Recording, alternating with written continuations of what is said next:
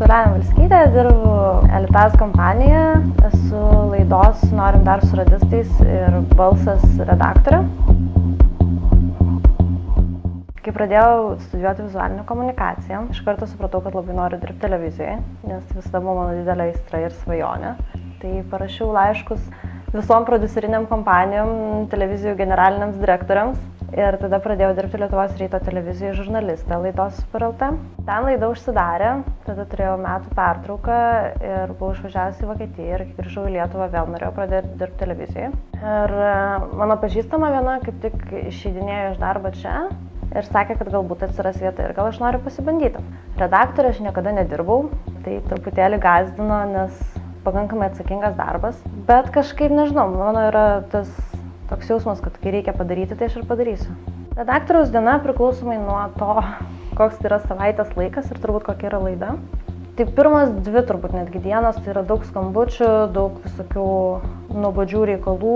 Tada yra diena ir dvi, kurios yra fainos, kai vyksta patys filmavimai, kai kalbini fainus žmonės, kai iš tikrųjų gyveni tą tokį labiau glamour televizijos gyvenimą, kai tu kuri patį produktą, sakykim taip. Tada grįžti vėl į redakciją ir tada jau prasideda kitas dalykas, tada prasideda visi montažiniai reikalai. Tai yra peržiūrėti visą medžiagą, nes niekad nežinai, ką operatorius nufilmavo tol, kol nepasižiūri kompiuterį. Tai sėdi su montuotoju, sėdi ilgai, sėdi per naktis. Vakar mes baigėm darbą 3 valandą nakties montuoti. Esu montavusi iki 9 ryto praktiškai parą, sėdėjus kartu su montuotoju užsidarius. Čia yra ta dalis, kurios žiūrovai nemato ir kurios nežino. Ta dalis, kur yra žiauriai įdomi ir labai atsakinga, nes labai daug kas priklauso.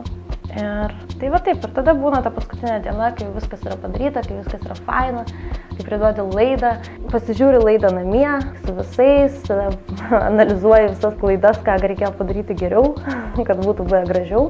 Ir prasideda nauja savaitė ir tada su baime lauki reitingų.